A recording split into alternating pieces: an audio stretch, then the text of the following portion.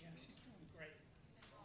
Good afternoon, ladies and gentlemen, and thank you for attending the Lake County School Board meeting for Monday, September 9th. Would you please stand for a moment of silence, followed by the Pledge of Allegiance? Amen.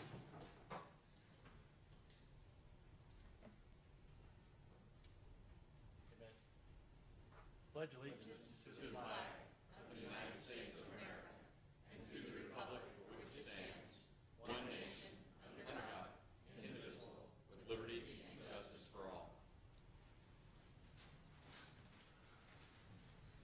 All right, do we have any changes, amendments, additions, or deletions to the agenda? We have some cards. Oh, quite a few. That we have cards for 8.01, 8.12, and 10.03. Can you repeat that? 8.01, So, 8.12, and 10.03. two, three.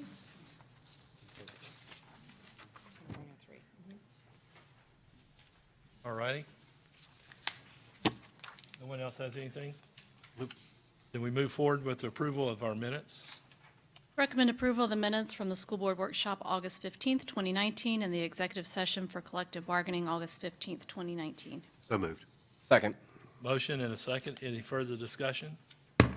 Seeing none, all in favor say aye. Aye. All opposed, same sign. There's no representation this evening, so we move to public input. And we have 4 cards. And we'll let Mr. Tibbetts go first.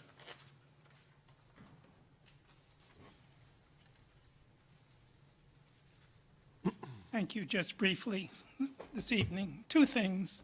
One, I've handed out all of you an editorial from the Daily Commercial that talks about the importance of reading as opposed to using devices. Tonight, you'll have a chance to spend millions more on devices that I found out that within 4 years, guess what? They're outdated and you get to do it again. I wonder what would happen if we allocated our resources differently to teachers and kept them longer because they don't become outdated in 4 years. The second thing I want to talk to you about is a contract that you're asked to approve tonight. I think the number is 8.04. Anyway, Exhibit B spells out hourly wages to be paid to perform services. I was in construction work for 19 years after being in education, and we would never, in our right mind, be able to get away with that with a client. And let me give you 2 examples this afternoon. I'm involved in a group that stuffs bears for Boggy Creek. We stuffed 84 bears. I stuffed 12, and the other 20 women stuffed the rest of them. Boy, who do you want to hire on an hourly wage to stuff bears? Me or those ladies who are doing 3 an hour? The other thing that I will share is while I was doing my doctoral work, there was a notice that came out from the Office of Facilities. They needed a painting crew. The football coach was hired to put together a painting crew. There were 6 of us. The average age or education level of the painting crew was master's plus 20 hours. Our first assignment was to paint a residence hall. 2 weeks later, Friday at lunch, we told the football coach, okay, the building's done. What do we do next? By 2 o'clock that afternoon, there was a grievance filed against the director of facilities and the football coach by the painting crew. The The football coach came back to us on Monday morning when we reported to work and said, "This is the next residence hall that you will paint, same size. It will take you 6 weeks, no matter what." So they were getting us to do a building in 2 weeks. But now, to make it fair, we had to let it take 6. Do not sign a contract that says you're going to pay me $20 an hour unless you know what you're going to get from me in that hour. Thank you. Thank you. All right, Mr. Stuart Klatt.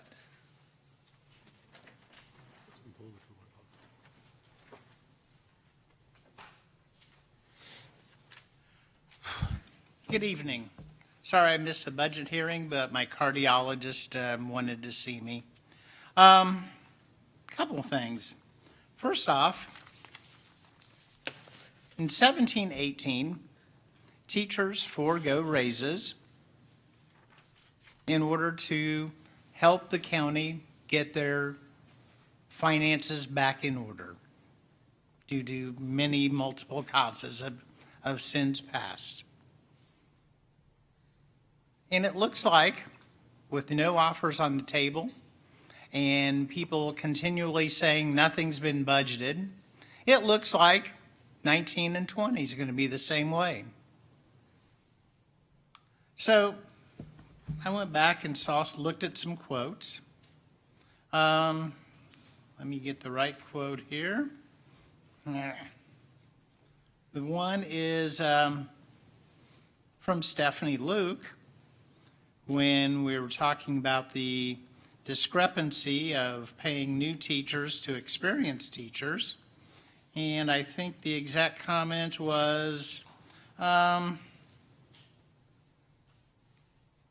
see, that we have to fix this.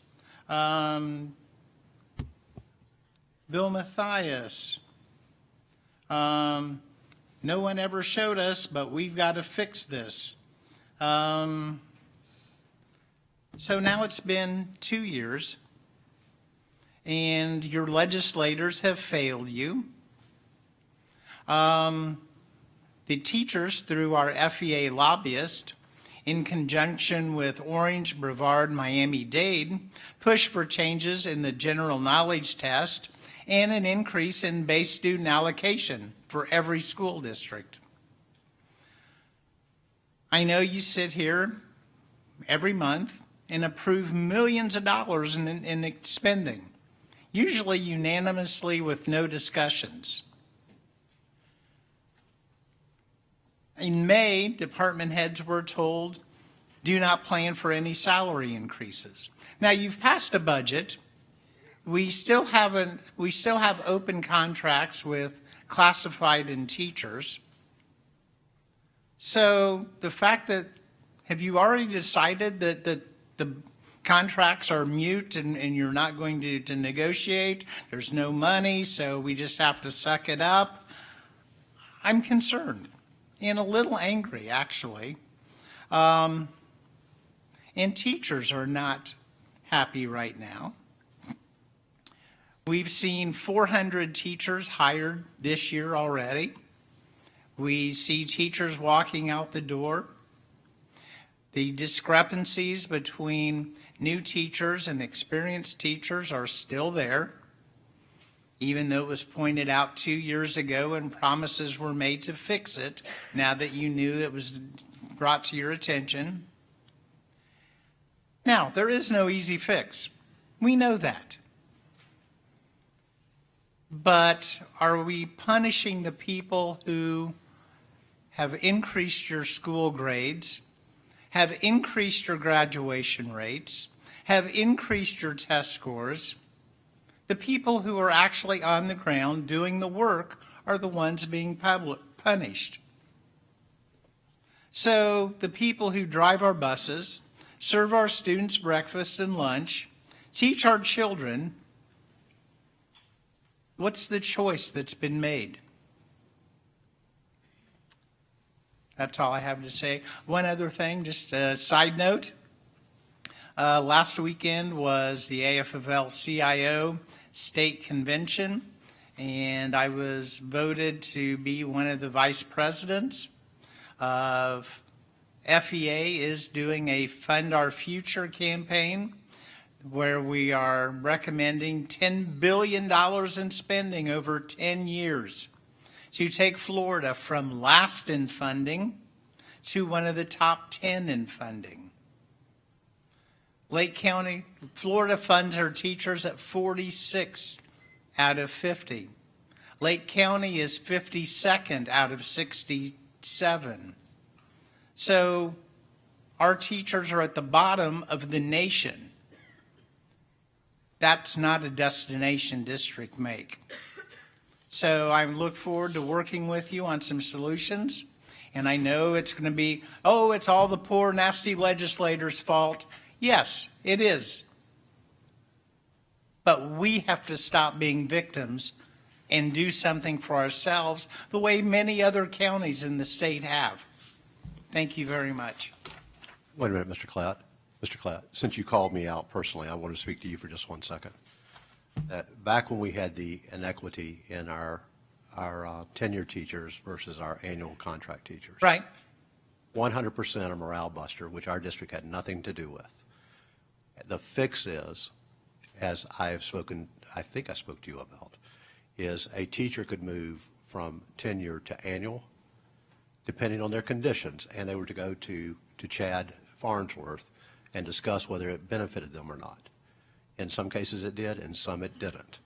So we can't override what the legislature has said to us. Actually, other counties have done it. In fact, Chad's previous county, before he came, did it through longevity supplements. Miami-Dade did that just recently. There are many other counties who are doing longevity supplements, so teachers don't have to give up their professional service contract and be annual contract at the whim of the administrator.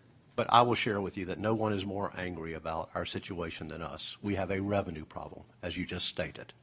And when I came to you, I didn't get the "I will help you fix it" when I called you, and you know that. So that's where I am. Thank you.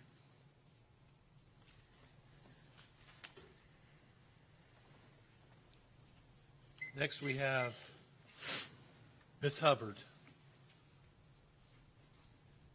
And I apologize, I would not try to mess up your first name. I'll let Diosa, okay.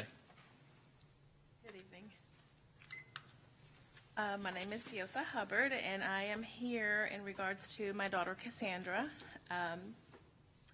She's 11 years old, first year in middle school, and we do live off a dirt road that in the last 10 years, with her and my other children, the bus has come down up to my gate to pick her up, for the exception of this year that they have decided that because the road is a private road, they will no longer come down my road. The road's been private since, I guess, the beginning of time, but it is a half-a-mile walk on a dirt road that has no sidewalk, no easement, and it's kind of dangerous. Not only the cars that drive up and down the road are not careful when they drive, but I've got bears, I've got snakes, bobcats, coyotes, dogs that are neighbors' dogs that tend to kind of come out and run. So for her to walk on the dirt road is, to me, dangerous. I don't even walk on the dirt road because of it. I know that Mr. Mathias took the time to come down the road. I believe it was a little sandy at the time. They had just put fresh sand. It's now packed. It's kind of a few-day process that it takes. But the buses have never had a problem going up and down the dirt road. I understand that there's county rules that they don't go down a dirt road unless it's county maintained. The road is very well maintained. It's just not county maintained. I was told, I did talk to the Director of Transportation, Scott Fender, to try to at least negotiate, can you please, at least pick her up in the morning and someone will be in the afternoon, because this is kind of like the ball just dropped, for the last 10 years. it's been fine. All of a sudden this year, it's like, oh, what am I gonna do? You know, I have her, and right now I'm getting people to help, but, you know, that can only go so long when you depend on other people. I'm a working mom.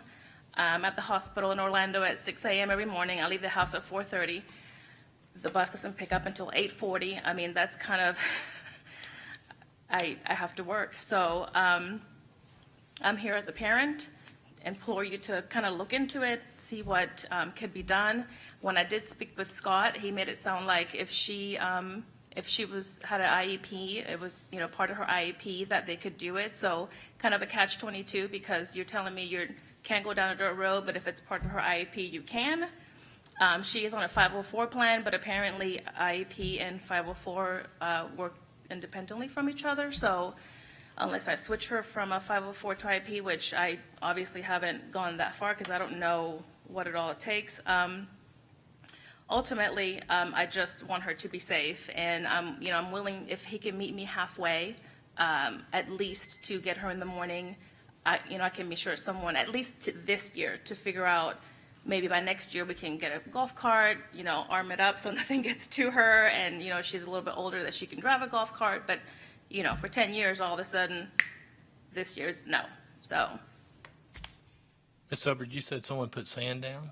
Who put the sand down? Yeah, so the road is when it gets maintained, sometimes it does get, with rain and such, and we do have the horse trailers and stuff like that.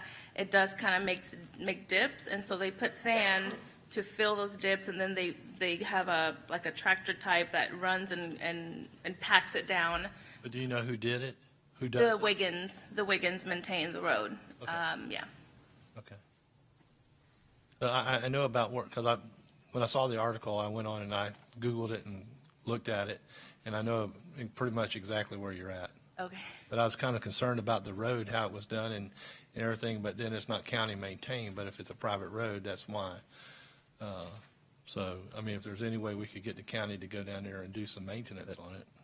Can I explain? Because I drove the road.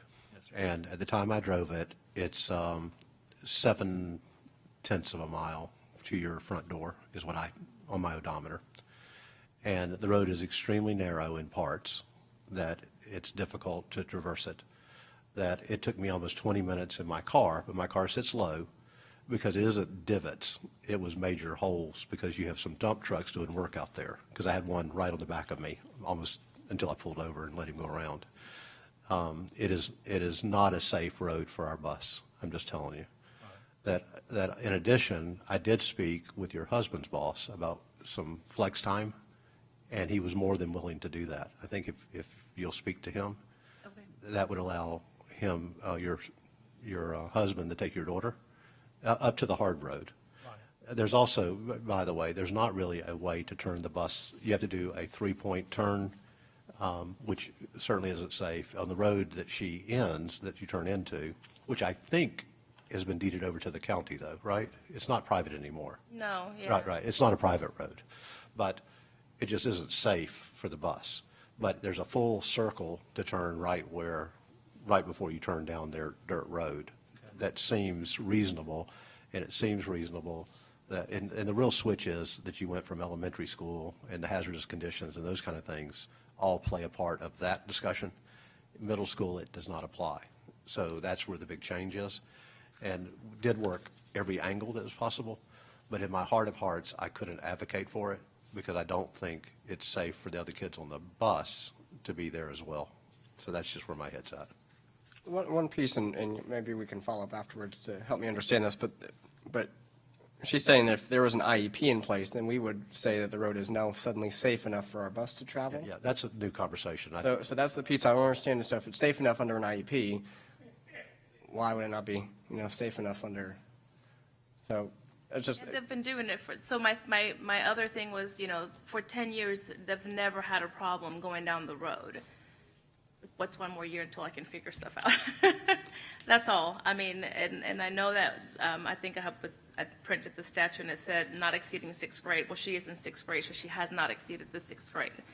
So I just want to be met halfway, that's all, Right. We understand. for her sake. So maybe we could get the county to widen the road to make it but that would be Yeah.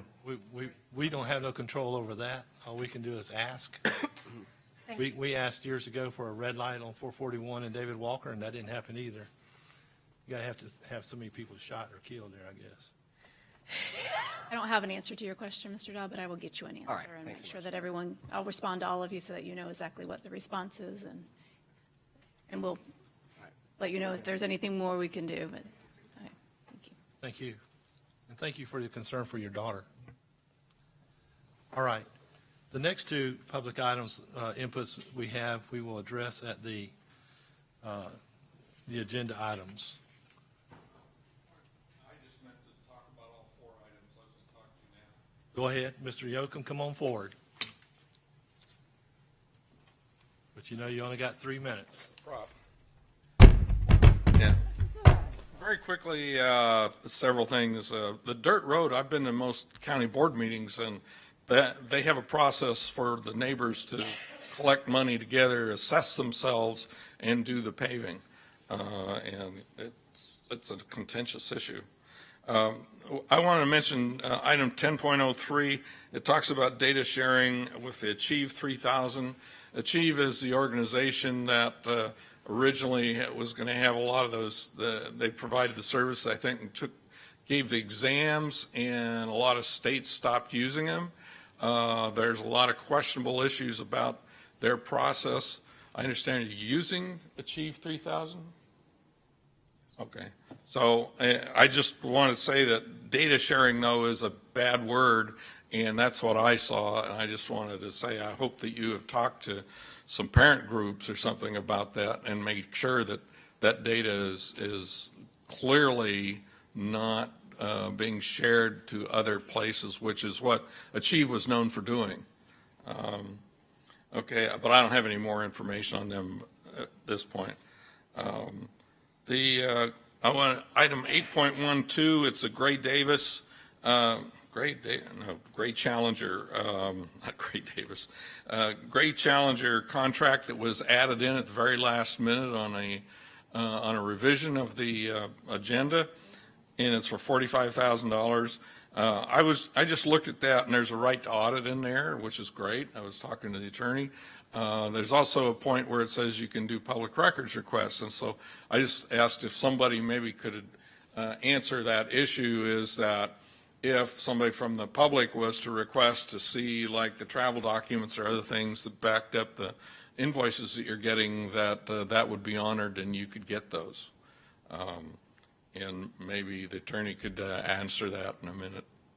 And then finally, there's a thing here that personally I've had some experience with that I want to recommend. I think there's a serious lacking in the K through 12 curriculum in writing ability.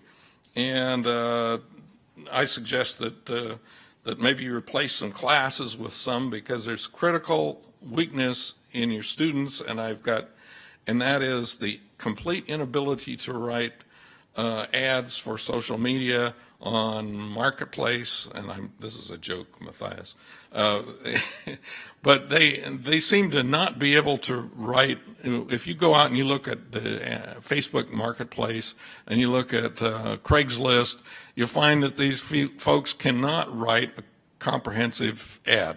They can't answer an ad or anything else. And I think that maybe instead of having English composition, that they should have training in that.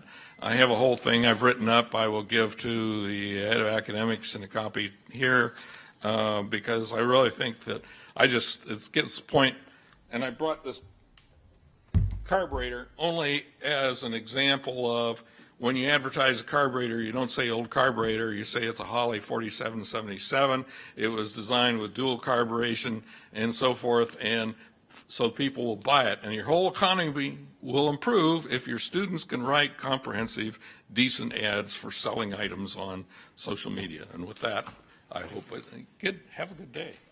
Thank you. And I had that carburetor on my Mustang, by the way. Yes. Yeah, I mean, they're just screw people can't write. All right. Can I speak to 10.03, or do you want me to do that during discussion? You can do it right now if you'd like. Okay. I did, I was told I can do whatever I want. I followed up on 10.03 during my own meeting, specifically with respect to the data sharing agreement with Achieve 3000. And I had a conversation with Mr. Wheeler about it, and I felt comfortable as a parent, and as a parent who has been involved with a lot of parent groups who are particularly interested in data sharing, this is a specific agreement with Achieve 3000 so that they can look at our students' FSA numbers to see if they are, Achieve 3000 is used for our intensive reading students to see if their program is making their FSA scores go up. So we are allowing them to have specific data that is listed in the contract. It does not have this, it has a student identifier, but it does not have, that identifier does not link back to their social security number or their name. And it's listed specifically in the contract, the things that Achieve 3000, their FSA score, their Achieve data, and it doesn't appear to allow Achieve 3000 to use third-party groups to do the data analysis.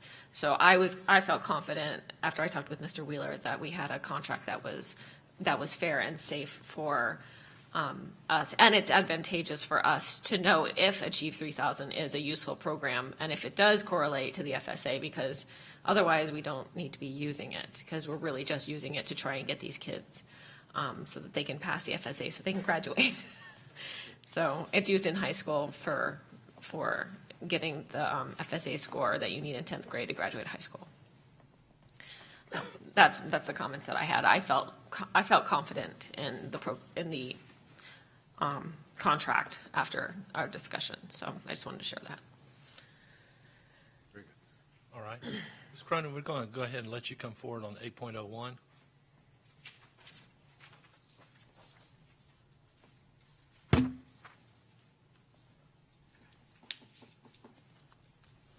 Superintendent and board members, again, I'm going to talk to you about approving a budget that had no compensation involved in that. I heard your comments. I heard we're going to keep looking. I did hear your comment about Destination Lake, and that's what I hear. How do we want people to come here to live, to bring their kids to school, when the school district is the largest employer in Lake County? And we can't pay our employees.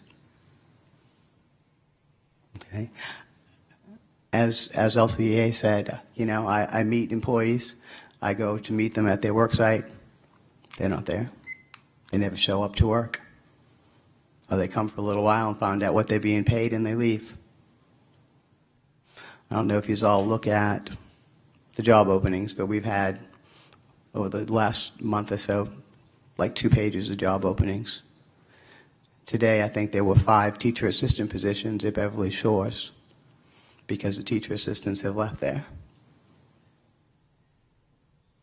And then I heard from a Leesburg teacher assistant. They got an email that talked about the MOU that you signed last board meeting for teachers to be able to use the ELC program for no cost. They said, I make a lot less than a teacher does, and I have to pay.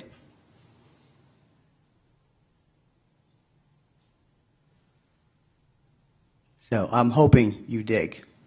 I'm hoping you find some money. Little pots of money here and there can add up. Thank you. All right. Thank you, Ms. Cronin. Moving on to our reports, the Educational Foundation report, Ms. Carmen Cullen-Batt. Thank you, Chairman, School Board, and Superintendent. Apple Mart has been open for 3 weeks, and we have had 155 teacher visits versus 118 last year, so we're trending at a 31% increase in teachers using the store. And we have distributed $11,625 in supplies. We've received a dollar general grant for classroom libraries in the amount of $2,500. A BMG grant for instructional impact for $5,000, and I worked with Ms. Coffcroft to come up with a good plan for those dollars. And we also received Florida Prepaid, $3,000 for Teacher of the Year. and will be receiving $25,000 from Disney this week for CTE.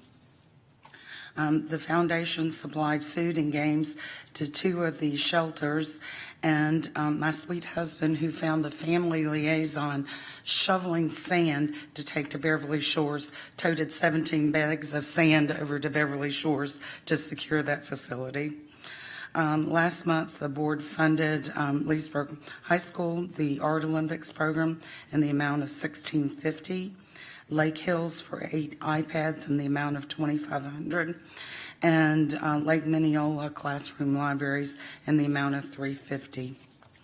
Our employee giving campaign has been presented to 24 of our schools, and we have 217 employees that have pledged over $13,000, almost $14,000.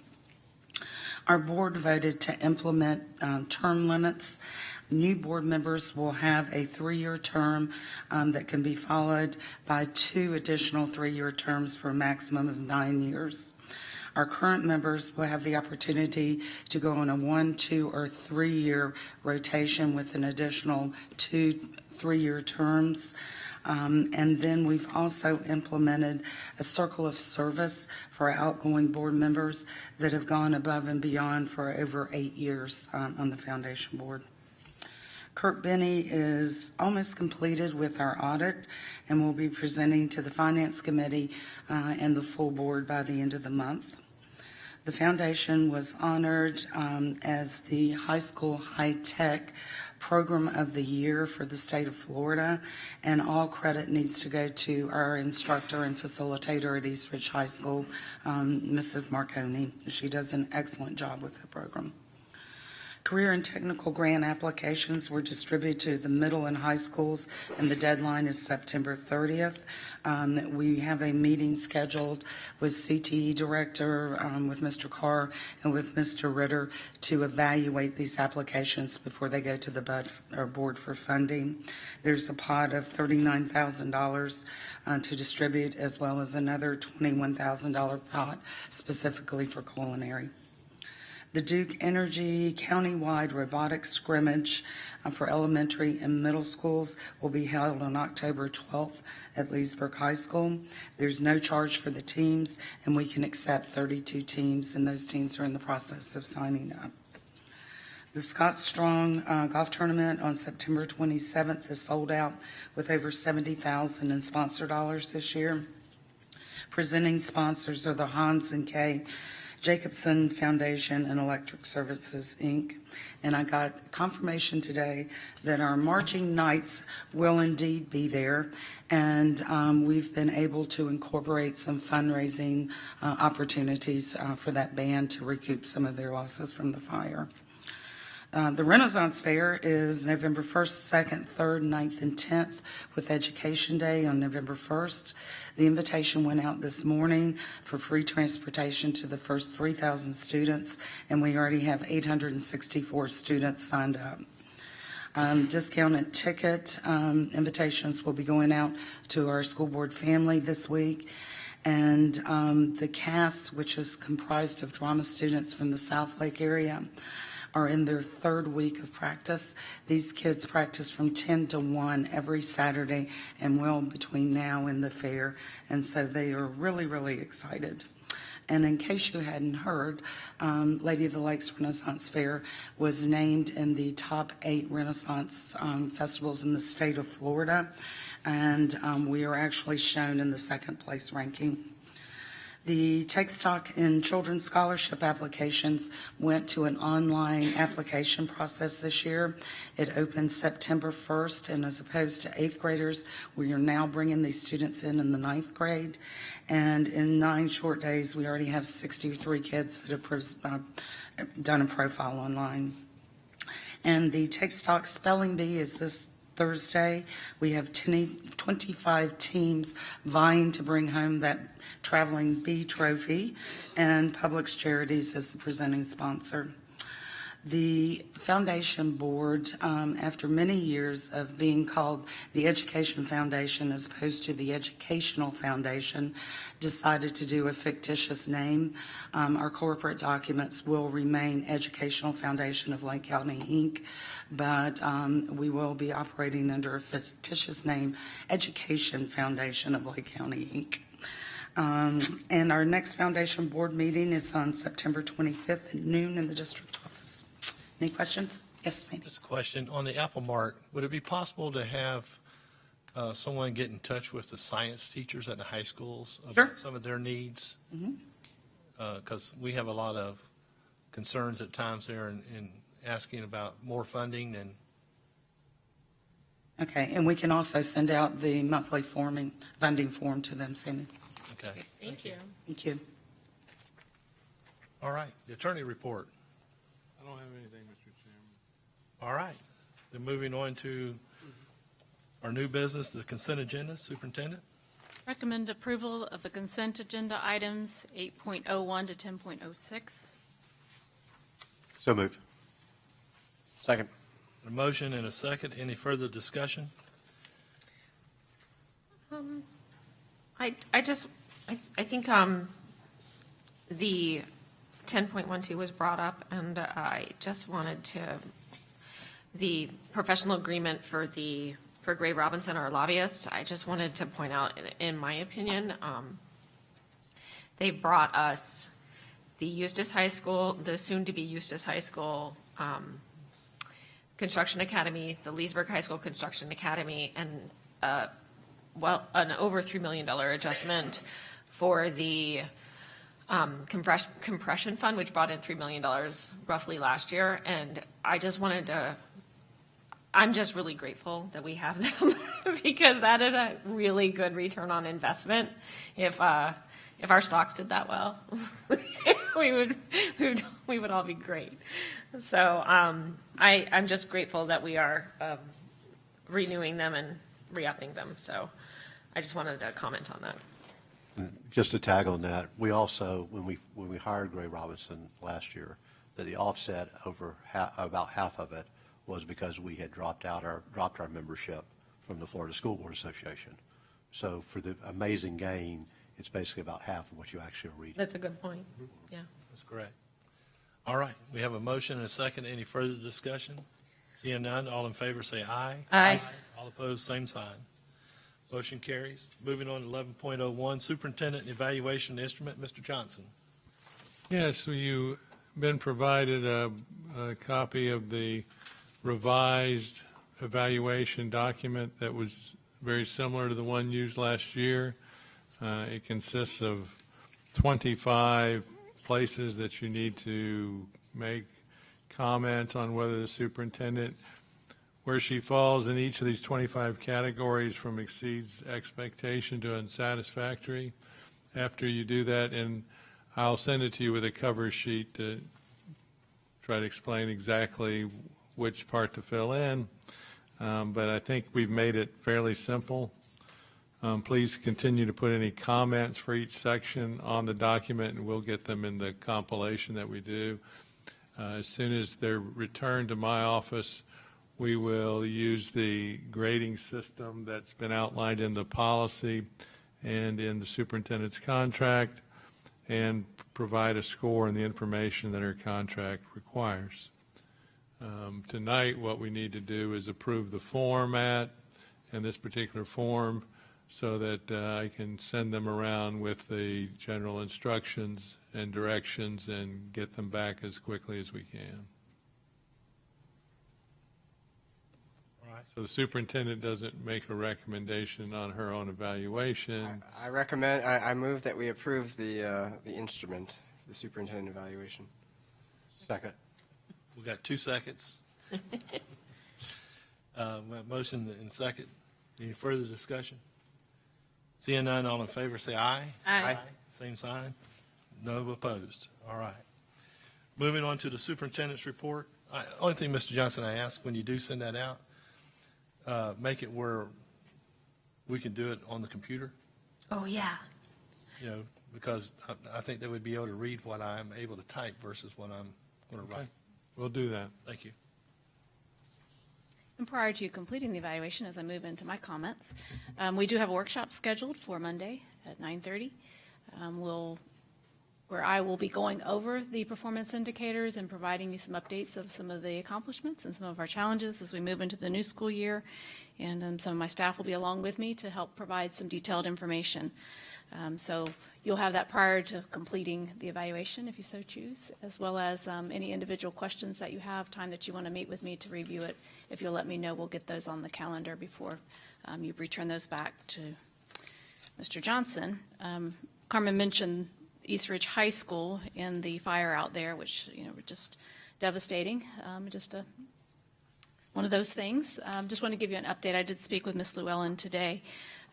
They have not been able to remove any of the items until the adjuster had been there, and they were there today along with the fire marshal. So tomorrow, along with Mr. Carr's staff, they've got some folks going out there. They will begin removing the instruments that were in the room. She has been able in there long enough to assess that she believes that the majority of the instruments will be okay, that they are salvageable because they were in cases and they were in the lockers. Then there was some melting of the ceiling that impacted the lockers, but the cases themselves, the sheet music that actually is in there, they can see is okay. So they believe that the majority instruments may need to be cleaned, might be some mouthpieces that need to be replaced, but the overall instruments are very hopeful are going to be fine. There were some larger instruments that belonged to the school. There were older instruments that might have might have had some impact other than just the smoke. And the uniforms that are there. There was a lot of conversation. I'm telling you all this because I know some parents reached out to you. I know they reached out for me over the weekend as well. I know there were some GoFundMe pages, and we're just asking people to kind of hold on until they can assess exactly what they need, because we don't know until the uniforms that are in there are older uniforms. The uniforms that the students wear actually were with the students, so none of those were impacted. And a lot of the instruments the kids had at home. So tomorrow what they'll do is they'll go through the inventory. They'll begin the process of having someone come in to see which are salvageable, but that she believes that if everyone will just kind of hold tight for a little bit, let them get the inventory complete, they'll be able to tell us exactly what needs to be replaced and the value of those instruments that will need to be replaced. And I know they're working along with risk management to get that work completed. So there's still some work to be done, and I think the message is we're very grateful for all the outreach. We'll probably need to hold off a little bit so that we can make sure that the monies collected are put to where they need to be based on those assessments. So we're very grateful to the parents and the boosters and all those that are working and the foundation and others who've reached out to support for East Ridge High School. And they also, our other high schools have instruments, and they've said if you don't have an instrument to be at your football game or to play, then we're going to loan you ours. And so that's very grateful to Lake Minneola High School and some of the others who've reached out to offer their instruments to those students. So it's a great show of support for one another.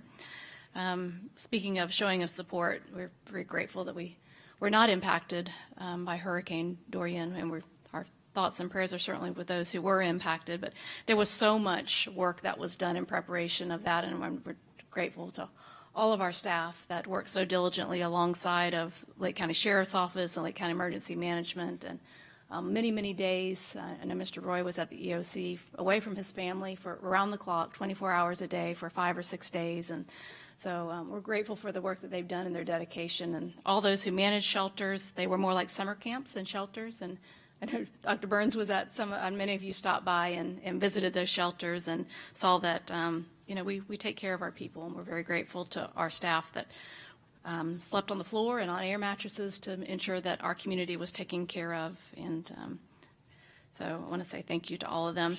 And lastly, parents received some information at registration about the free flu shots that we've done for many years. And I don't know if you got that message that the company, Healthy Schools, has discontinued that program and didn't feel like the involvement in the state of Florida and in other states was sufficient enough to continue the program. So we're disappointed about that because we know that it did meet the needs of a lot of kids and families. But I wanted to let you know that we'll be communicating with parents that we will not have access to those free flu shots this year. A few letters of condolence that were sent. We have lost one of our substitute teachers. I can say that. Elizabeth Horst passed away Condolences to her family. A letter to Sherry Owens and her family, our communications officer, and the loss of her grandmother, Mildred Miner. She was 93 years old, and to hear Sherry talk about her, she sounds like an amazing lady. We lost one of the bus drivers in our transportation department, Thomas Stringfield. Condolences to his family. Mary Virginia Lingerfelt, she's the mother-in-law of Diane Lingerfelt and our fiscal assistant in risk management. Condolences to Diane and her family. And Raymond Blanchett is the father of Linda Martin Eubanks. She's a potential specialist at Eustis Heights Elementary and father-in-law of Bill Eubanks, a special projects life safety manager and maintenance and operations. So condolences to them and their families. All right, Mr. Mathias? I want to echo for just a second that I did visit one of our shelters, Leesburg Elementary. It's down from my office, so I was checking on that. And the spirit of the employees and the administrator there, it's incredible. I had an opportunity to visit the Emergency Operations Center, and the work there and the teamwork, and you have no idea what a great partnership we have with them, and that they need us, and we're there to support them. That it was very apparent from the superintendent's comments, Dr. Weiskopf, Mr. Carr, Mr. Roy, that we pretty much command the room when we're there, which was, you'd be proud to see that. As we approve the budget, and we heard from both the SEIU and the LCEA, I do want to implore both groups to meet with Mr. Ward if you have ideas. Stuart, I heard another one tonight from you, which I think we need to look at. So we want our teachers to know that we support them. We want our classified to know how valuable they are. But we also need to work hand in hand, and I agree with you, Mr. Klatt, that we can't make excuses for Tallahassee, so we have to own this ourselves, and we'll be speaking more about that in the coming months. Thank you. I wanted to let you guys know that David Jordan, the tax collector, reached out in regards to the increase, the levy tax that was approved, and said that at no cost to the district he was going to include, I can't remember what he called it, but it's basically like a quarter-size piece of paper that tells them what that tax is for, that they're seeing, that it was approved, the date it was approved, and what it's going for. I think the superintendent and Sherry Owens have worked on what they'll put in there so that our taxpayers don't just open their new home assessments and see a line item from the school board, that they'll see that that was voter approved, and that was something that they helped us put in place. So I thought that was he reached out to us on that and just said, what do you think about this? And the superintendent and Sherry jumped right on it. So I appreciate both of you getting the language and the process and everything to him. I also wanted to reiterate, I think that in regards to the legislature, we are constantly bombarded with this negative, how bad the state of education is. I'm going to tell you that one of the things that we're doing this year with our Lake County Knights, which are our teachers that graduated from UCF with Mrs. Marnie Kay. I know a lot of you guys know her with her family. She's part of the Lake County family, but we're going to implore them. I put together a distribution list. You know, I've gone to Tallahassee for the last 5 years, and I feel like when we go there, it's a, hi, how are you? I don't know who you are, and thank you for giving me your priorities, and we'll see you later. And they don't know who we are. There's no regard there for that. So we are going to do a positive campaign as well. So I would love to hear about the $10 billion, because I said, we just need to invite them in. They need to come and see. We talk about schools of hope. We talked about how discouraging some of that can be, that they think they can come and bring a charter school in or close a school down because we're not doing the job properly. They need to know who we are. We're going to invite them to our schools. We're going to tell them what we're doing. We're going to show them our classrooms so that when we go up there, it's not just, oh, yeah, somebody stopped by. Here's this pamphlet they gave her. Oh, that's Stephanie Luke. Or, oh, that's so-and-so. That's Mrs. K. That's, we want to put a face on the work that we're doing because it is such good work. And so trying to change that perception in the public as well as in Tallahassee, so that maybe they'll fund the $10 billion in education, because that would be amazing. So that's it. Thanks. Well, I'd like to offer up some gratitude to the folks that sacrificed so much to prepare the shelters and prepare our district for the potential hurricane. I had the chance to stop by Lost Lake Elementary and help set up some beds there.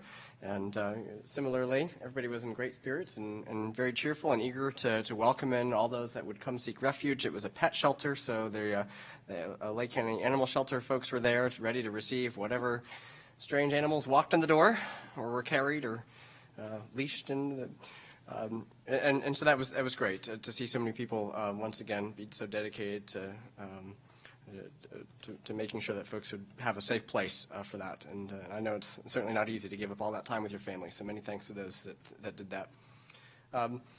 One item from the agenda tonight I thought was rather encouraging, and I was surprised when I saw it this week, was the replacement of the elementary school teacher and administrator staff computers.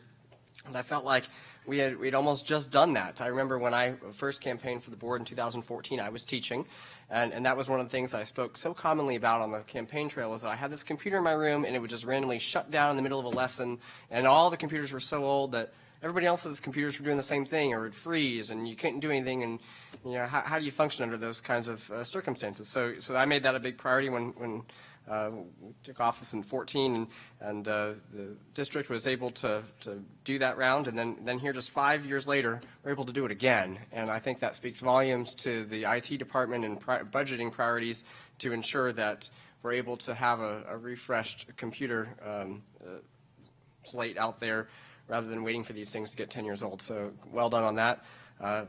Too bad we can't take those millions of dollars and use them on salaries, because these are capitally funded. And I guess that goes into my point. For those of you that are just now tuning in and weren't able to watch our budget workshop a little earlier, or maybe you'll go watch it back on replay, I did express some frustration with the state's approach to budgeting, which is not new, but one of the most compelling things I've seen from Mr. Ward's presentations are the trend of the BSA, and really that we're not seeing significant increases in the unrestricted dollars. Where we're getting the money has all these restrictions tied to it. And if you go take a look at that 105-page budget document there, the executive summary, you'll see the breakdown of well, here are millions of dollars coming to Lake County. Oh, but wait, you have to use them for teacher bonuses. Here are some other millions of dollars coming. Oh, but you have to use it for this purpose, or you have to use this for this. And on top of that, we as a school board, while we went through the pomp and circumstance of approving a budget and approving a millage rate, we don't get any say on that millage rate. Unlike what the counties and the cities and the municipalities get, they get to set that. We don't. That comes to us from Tallahassee, and we got to play the hand we're dealt. That being said, I remember for so many years being so frustrated with our budget, because I'd go through it and go, well, what is this wasteful thing, or that wasteful thing, or this or that? And when the superintendent came on board, I think she made, yes, restoring the financial stability to the district a huge priority, and millions and millions of dollars you have cut from this budget. And I think, looking back, thank goodness, because I don't know how we'd be able to function today if you had not streamlined the operations. I think it was, $7 million over the last couple of years? How in the world would we be able to function if you had not brought forth those recommendations? And so now, as I'm pouring through the budget and looking at every item that departments are requesting, it's hard to make very many more arguments to say we're overspending on this, or this is not needed, or now we're almost venturing to the point where more cuts are going to mean sacrifices to the student experience, right? I mean, there are things that we can cut, but to what is the cost of doing that? So the real problem is a revenue problem. I'm going to agree that it's not necessarily an expenditure problem, it's a revenue problem, and we've got to get that sorted out, which unfortunately largely doesn't occur within our powers. But when you raise this idea of a positive campaign, I think that's brilliant, and love to support that, and for folks to see the work that we're doing, and perhaps maybe then when the state is interested in creating a competing educational system, that the school choice is fine, but don't do it at our expense, right? Continue to fund us adequately of what we need and what our students need, and for our teachers to receive the salaries that they deserve. Because, case in point here, we've seen the gains that the teachers have engineered in their classrooms. We see increases in student performances, and it's frustrating to go back to them and say, well, thank you. Wish there was more we could say, but we need to solve that, and a lot of that occurs at the state level, and I think you're going to see many advocates up here to make that happen. It's a priority. It really is. Thank you for all of that. That's a lot of very valuable information. I think I said plenty before about the budget. I did want to comment that I also was able to visit the Leesburg shelter. I was able to bring my kids, and I thought that it might be a more sad visit, and it really wasn't. Even my 12-year-old, I was like, so what'd you think? And he goes, it wasn't bad, you know? And the organization was amazing. There was a group, a room for single ladies, all the single ladies, and there was a room for all the single men. And there was a room they called the village people, because it was mostly villagers and married folk. And as I was walking through, there was a lovely group of older ladies playing cards, and the shelter workers looked truly harried because they had been listening to dogs bark for like 24 hours straight. But the animal shelter workers, but that was a really nice setup also. There was hot food and people looking forward to movies and food, and I brought some cookies, and it really actually was a very nice shelter experience. Beds had been donated by, blow-up beds and cots had been donated by, I believe, Tractor Supply and Walmart. It was really nice. So, did I say something wrong? No. Oh, okay. So anyway, I was just really impressed, and our people worked so hard. Like, one of our custodians was bleary-eyed because he had been up for 24 hours, and I really appreciate all the work that everyone did, and we just put so much work into it. And it's something that our schools do for our public. It's another public service, another thing that public schools do to provide for our community. So I really wanted to highlight that as well. So thank you very much to everyone who kept our shelters up and running. All right. Thank you very much. Also, my wife is a food service manager at a high school, and she was on call waiting, and she kept waiting, and I was thankful. They said, we're not opening, and okay, because when she goes, I go. So we're there to work together, and I can remember some of the storms back where we had to carry the food over and transfer warmers and things over to the gymnasium, and the winds were about 40, 50 miles an hour because they didn't want the people to come. So we took it to them. Actually, I took it to them. So appreciate all that everyone does to make these shelters work. Also, this past weekend, I was out at the mall, and I overheard a conversation between this couple talking to the salesperson, and I heard them say that they were teachers. So when he left the conversation, I said, where do you teach at? And so they told me, one's at Eustis High School and one's at Beverly Shores. And he told me what he taught, and then she teaches first grade at Beverly Shores. And I looked at her and I said, thank you for staying. You know, they came from up north about 3-4 years ago, and I said, I appreciate you staying at that school and being there with them. We appreciate that. And so to me, that sticks out when people are willing to stay there, even though all those circumstances that have gone on, it speaks volumes to me on that part. And final thing I have to say is this, and I may get in trouble if I do. My attorney over here will scold me later. But if you're a praying person, would you please pray for the Mark Palmer's family? They're in need of prayer. And with that, we are adjourned.